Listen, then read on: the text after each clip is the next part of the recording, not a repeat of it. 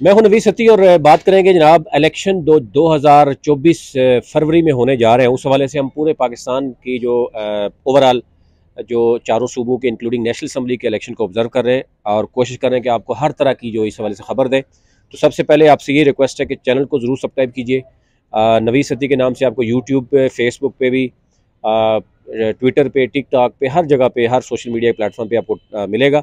और हम कोशिश ये कर रहे हैं कि पूरे पाकिस्तान के हवाले से जो अपडेट्स हैं वो आपसे शेयर करें। इससे पहले हमने कुछ KPK की बात की। अब आज मैं रावलपिंडी की बात करूंगा कि रावलपिंडी में 2018 में नेशनल असम्बली की टोटल 7 सीटें थी और 15 सीटें थी सूबाई असम्बली की। अब सूबाई असम्बली की एक सीट कम हो गई है, यानी 14 सीटें हो गई हैं सूबाई असम्बली की और नेशनल असम्बली की 7 सीटें। और बड़े बड़े बड़े सियासत में बड़े बड़े मगरमच्छ या बड़े बड़े लोग जो है वो पिंडी के रहे हैं।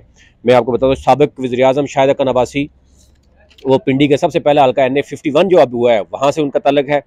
इसके साथ साथ अगर बात करें, राजा बशारत का तल्लक भी रावलपिंडी से है, हनीफ अब्बासी का तल्लक भी रावलपिंडी है, चौधरी तनवीर वो यहाँ से, सरवर खान जो है वो रावलपिंडी के हल्कों से इलेक्शन लड़ते हैं, चौधरी निसार अली खान उनका बड़ा रोल है रावलपिंडी की सियासत में, आमिर कियानी जो कि फेडरल मिनिस्टर रहे हैं और इस वक्त IPP के सेक्रेटरी जनरल हैं, इसी तरह कैंट में मलिक इब्रार है, शेख रशीद का एक बड़ा नाम है रावलपिंडी में। ये वो लोग हैं जो अब इनकी सियासत किस तरफ जा रही है। और हमेशा से पाकिस्तान में कोई भी 5 साल के बाद एक बहुत बड़ा चेंज तो ज़रूर आता है। इस वक्त जो हाथ रखा गया है वो है मुस्लिम लीग नून के ऊपर, और मुस्लिम लीग नून फ़िलहाल टिकट ऑलमोस्ट फाइनल हो चुके हैं। टिकट जो है जब फाइनल होते हैं तो ज़ाहिर है बहुत सी बातें होती हैं। तो मैं कोशिश करूँगा कि PP6 से लेकर PP19 तक जितने भी 14 MPA की सीटें हैं वहाँ पर आपको बता सकूँ कि क्या पोजीशन है, पहले क्या हुआ था, अब क्या पोजीशन है, पहले जीता कौन था, अब कौन जीतेगा, टिकट किसका फाइनल हो रहा है, तहरीक इंसाफ की पोजीशन क्या है, पीपल्स पार्टी कहाँ खड़ी है। ये तमाम तर सूरत रावलपिंडी के हवाले से मैं आपके सामने रखूँगा।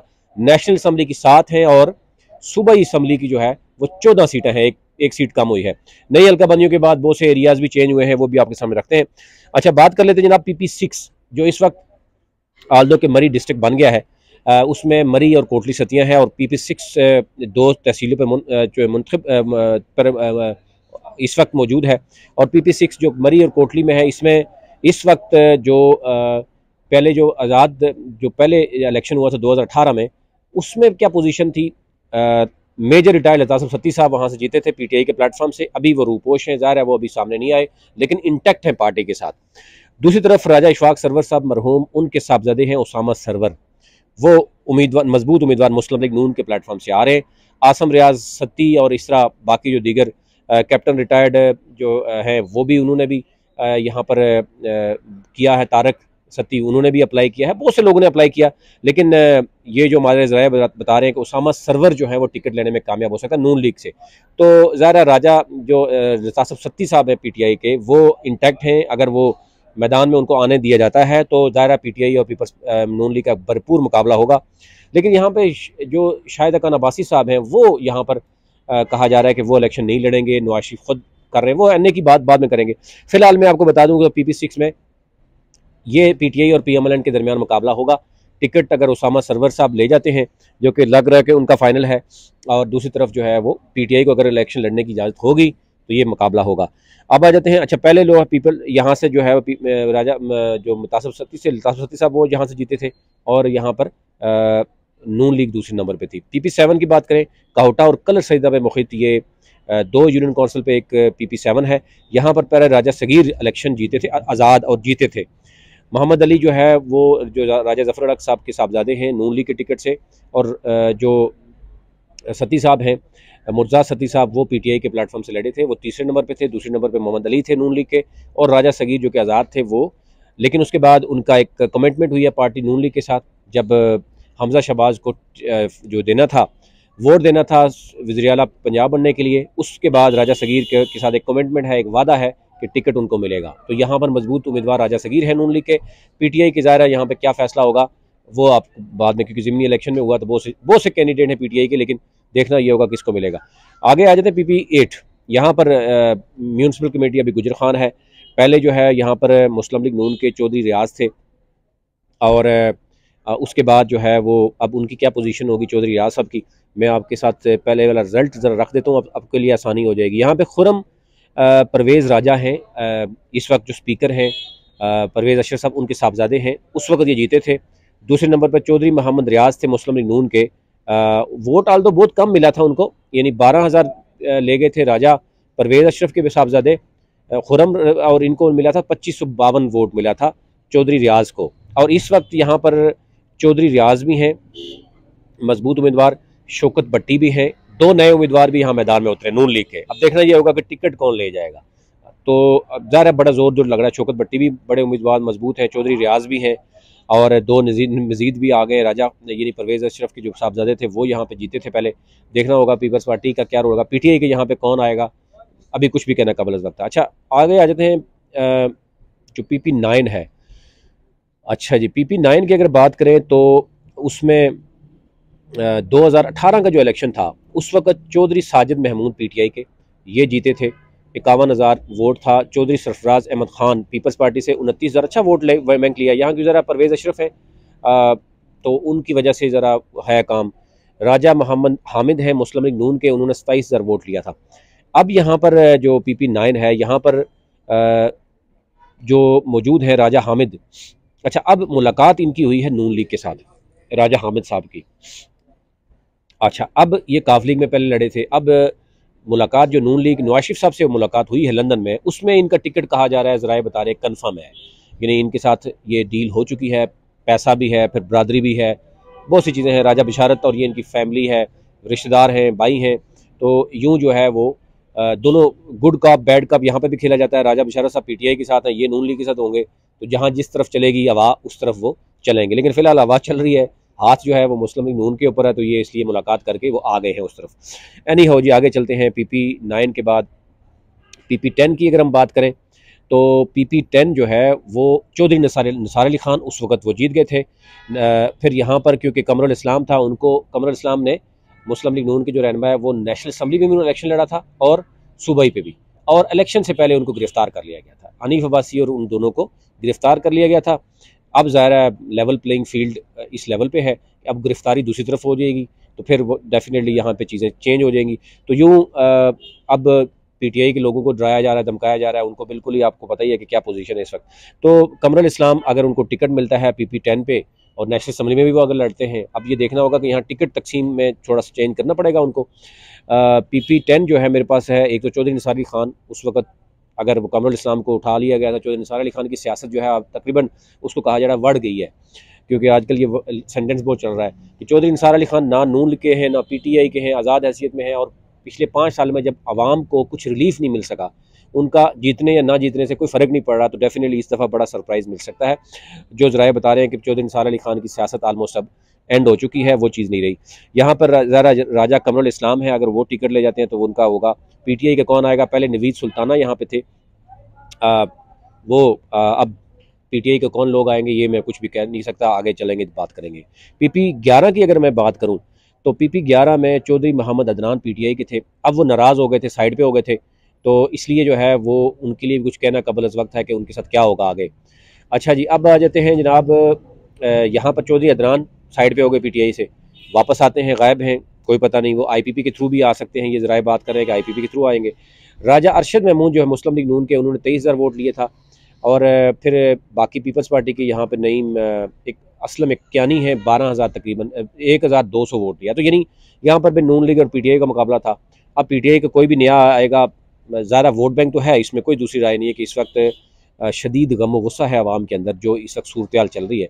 लेकिन अगर गन पॉइंट पे जब आप किसी को आने नहीं देंगे, गिरफ्तार कर लेंगे, उठा लेंगे, और उस सूरत में क्या होगा, और आखिर पे आपको पता ही है पाकिस्तानी अवाम का कि पैसे को क्या कहते हैं, पैसा फेंक मेरा मूड बने, अगर ये मामला चलते हैं तो फिर वो ज़बरदस्ती भी चीज़ें चलती हैं। एनी हाउ यहाँ पर जो है वो मजबूत उम्मीदवार हैं जो इस वक्त है PP14 में, यानी PTI से तो साइड पे हो गए। तो यहाँ पर शेख असलान भी हैं, पहले बताया जा रहा था कि यहाँ पर चौधरी चंगेज़ खान हैं जो कि तनवीर के रिश्तेदार हैं, चौधरी इफ्तिखार हैं पहले जो मतलब यहाँ पर वो भी हैं, फिर उसके बाद हनीफ अब्बासी के साहबजादे भी यहाँ से टिकट जमा करा रहे हैं PP11 से।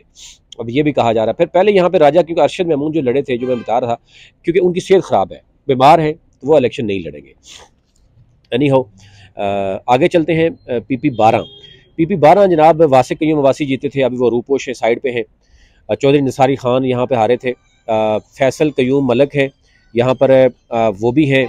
चौधरी सरफराज अफजल भी, चौधरी सरफराज अफजल ने 12 से भी अप्लाई किया हुआ, 13 से भी किया हुआ है। तो फैसल कयूम काफ़ी उम्मीद है कि उनको टिकट यहाँ पे मिल सकता है। चौधरी जो सरफराज हैं वो, क्योंकि उन्होंने 2 जगह पे अप्लाई किया हुआ है, अब लेट्स सी कि यहाँ पर क्या होता है। तो 12 में PTI के कौन आएगा ये कुछ भी कहने का बलस वक्त है, लेकिन पहले वासिक कयूम थे, डिप्टी स्पीकर भी रहे। अगर वो आते हैं, भरपूर तरीके से आते हैं, तो डेफिनेटली अभी तक तो वो PTI के साथ इंटैक्ट है। PP13, अच्छा PP13 की बात करें तो यहाँ पर अमजद चौधरी थे, अमजद महमूद चौधरी। यहाँ पर अमजद चौधरी जब क्योंकि वो मलिक रियाज के पार्टनर भी थे, कहा जा रहा है पैसा भी उन्होंने लगाया था, तो वो जीत गए थे। PTI से वो साइड पे हैं, कोई कह रहा है मुल्क से बाहर है, कोई कह रहा है इधर ही है, कोई कह रहे हैं हनीफ अब्बासी ने उनको शामिल करवाया था, क्योंकि चौधरी सरफराज अफजल को बीच में बोले भी थे कि शदीद इख्तलाफात भी थे। तो चौधरी सरफराज अफजल ने इसलिए 2 जगह से अप्लाई किया, यानी 12 से भी किया और 13 से भी किया। तो यानी चौधरी अमजद अगर वो आ जाते हैं, नून लीग के प्लेटफॉर्म से आ जाते हैं, जो कि कहा जा रहा है कि हनीफ अब्बासी डील करा रहे थे, तो फिर कुछ भी कहना कबल वक्त है। तो चौधरी सरफराज को फिर दूसरी तरफ एडजस्ट किया गया, नहीं तो एक जगह पे तो आना पड़ेगा अगर चौधरी अमजद नहीं आते सामने। तो अब आ जाते हैं PP जो 12 के बाद 13 के बाद 14 पे आ जाते हैं। 14 पे जनाब बिशारत राजा किसी डके छुपे नहीं है, और उनका नाम भी है बिशारत राजा साहब यहाँ पर। अब लेकिन ज़रा अभी PTI के साथ इंटैक्ट हैं, ये वो गायब हैं, लेकिन ये कहा जा रहा है कि उनकी डील है, हनीफ अब्बासी ने उनको कहा है कि वो उनको नहीं छेड़ा जाएगा। उन्होंने हनीफ अब्बासी की जो साहबजादी थी उसके साथ मसला बना था, जब उस वक्त उन्होंने उसको सपोर्ट किया था। तो यूँ एक डील ये ज़रूर है कि हामिद जो राजा हामिद है वो नून लीग में शामिल हो गए, तो राजा बिशारत को जो है वो फ़िलहाल काफ़ी हद तक डील की गई है कि बेशक आप खामोश रहे, PTI में रहें, आपको उठाया नहीं जाएगा, धमकाया नहीं जाएगा। एनी हाउ ये डील चल रही है और काफ़ी हद तक कामयाब भी चल रही है, आप समझते ही हैं, पिंडी वाले ज़्यादा समझदार हैं। तो राजा बिशारत साहब इलेक्शन लड़ेंगे नहीं लड़ेंगे। यहाँ पर जो है वो उसामा चौधरी ने अच्छा वोट लिया था उस वक्त 2018 32,000 वोट लिया था, और राजा बिशारत ने 54,000 शायद वोट लिया था। तो अब उसामा चौधरी भी यहाँ पर हैं। अब देखना ये होगा कि यहाँ पर क्या पोजीशन होगी, राजा साहब सामने आएंगे या अपने भाई को सपोर्ट करके एक सीट निकलवा लेंगे नून लीग की और ख़ुद गायब हो जाएंगे। तो यहाँ पर फिर मुस्लिम लीग नून के खाते में आ जाएगी। PP15 की बात करें तो यहाँ पर जनाब उमर तनवीर भट्ट, ये कैंट का एरिया था, तो PTI के थे, वो भी गायब हैं। कोई कह रहा है IPP में जा रहे हैं, लेकिन मलिक इफ्तिखार जो मलिक इब्रार के भाई हैं वो यहाँ पर उन्होंने मुकाबला किया था और अच्छा वोट लिया था, 22,000 से ज़ायद वोट लिया था। अब मलिक इफ्तिखार ज़रा मलिक इब्रार ज़रा नेशनल में वो होंगे, तो सूबाई में वो होते हैं, तो ज़रा उनको होगा। यहाँ पर जो एक और लड़ाई चल रही है वो चल रही है आमिर कियानी की। आमिर कियानी जो सेक्रेटरी जनरल हैं इस वक्त IPP के, लेकिन नून लीग उनको किसी तरह का स्पेस नहीं दे रही। तो आमिर कियानी नाराज़ हैं कि जनाब इतनी बड़ी पार्टी में अगर मैं जो सेक्रेटरी जनरल हूँ उसको ही सीट नहीं मिलेगी, वही बुरी तरह से हारेगा। एक मलिक यानी आमिर कियानी और फयाज़ हुसैन चौहान, इन दोनों के लिए बड़ी सख्त नफरत पाई जा रही है रावलपिंडी की आवाम में, और नून लीग भी इनको स्पेस नहीं दे रही, जिसकी वजह से कुछ इख्तलाफात नज़र आ रहे हैं। आने वाले दिनों में IPP में मज़ीद इख्तलाफात होंगे। अच्छा आगे चलते हैं जी, PP16 की बात करें तो PP16 में जो है वो राजा राशिद हफीज़ हैं। आपको पता है PTI के प्लेटफॉर्म से लड़े थे, लेकिन वो भी साइड पे हैं। अब इलेक्शन लड़ेंगे तो मुकाबला होगा, नहीं लड़ेंगे तो अरसलान हफीज़ यहाँ पर PP16 में जो है वो लड़े थे। यहाँ चौधरी इनाम जो है उन्होंने भी टिकट के लिए जोर लगा रहे हैं, चौधरी इनाम भी, लेकिन अरसलान हफीज़ जो है मजबूत उम्मीदवार हैं, मेरे जो बता रहे हैं कि वो ये मजबूत उम्मीदवार हैं, शेख अरसलान। और फिर उसके बाद पीपल्स पार्टी के चौधरी इफ्तिखार थे यहाँ पर नून, वो उस वक्त जो लीडर थे, इलेक्शन लड़ा था 2018 में। PP17 में चलते हैं जनाब। PP17 जो है वो इस वक्त उस वक्त फयाज़ हुसैन चौहान थे और राजा हनीफ थे। तो अब जो है फयाज़ हुसैन चौहान तो आपको पता PTI छोड़ गए, उनके लिए बहुत कम स्पेस बन रही है। यानी जितनी नफरत मैंने देखी है, उनको अपनी गली से लेकर बाहर निकलना बहुत मुश्किल है कि उन्होंने साथ जो है वो 10 एक पुलिस स्क्वाड रखे हुए, वो भी पाकिस्तानी के पैसे के साथ है। वो भी लोग कह रहे हैं कि इस शख्स को सिक्योरिटी किसने दी है। तो ये पोजीशन है। अभी IPP का जो रावलपिंडी में दफ्तर का इफ्तिताह हुआ, वहाँ पर आपने देखा होगा कि मीडिया के 25 लोग थे, बाकी कुछ कुर्सियाँ सारी खाली थी, और वो किसी चैनल ने दिखाया भी नहीं, सिवाय एक चैनल के जो अलीम खान साहब का अपना है, और उसमें भी शार्ट ऐसे दिखाया गया जिसमें नज़र आ रहा है सारा कुछ खाली है।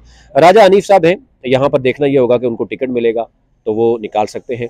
और रज़ा शाह अहमद जो है वो जमात इस्लामी के अच्छा वोट है उनका, 10-12 हज़ार वोट है, देखें कि क्या अगर एट दी एंड PTI और जमात इस्लामी का यहाँ कहीं जोड़ तोड़ होता है तो फिर चीज़ देखी जा सकती है। एनी हाउ PP आगे चलते हैं, 18 की तरफ चलते हैं जी। PP 18 में एजाज खान जाजी गायब हैं, साइड पे हैं, PTI के साथ मौजूद तो हैं, लेकिन अब क्योंकि यहाँ पर मलिक शकील अवान ने 33,000 वोट लिया था, एजाज खान ने 44 लिया था, ज़ियाउल्लाह शाह भी में आ गया। अब ज़ियाउल्लाह शाह को हनीफ अब्बासी सपोर्ट कर रहे हैं और क्योंकि हनीफ अब्बासी अपना यह तगड़ा ग्रुप बना रहे हैं, चाह रहे हैं वो अपने बेटे को भी एडजस्ट कराना चाहते हैं इसी हल्के में, मतलब इसी दौर में 2018 में, और ज़ियाउल्लाह शाह को भी वो आगे लेके आ रहे हैं। लास्ट टाइम हनीफ शकील अवान को टिकट मिला था तो वो ये इसके ऊपर बात करें हनीफ अब्बासी साहब के जनाब लास्ट टाइम ये हार गया था, पैसा शैसा भी नहीं है, तो ज़ियाउल्लाह शाह के पास चलो पैसा भी है, प्रॉपर्टी श्रॉपर्टी का काम करते हैं, इसलिए वो पैसा भी लगाएंगे, तो मेरे लिए भी कोशिश होगी। तो यानी यूँ हनीफ अब्बासी को भी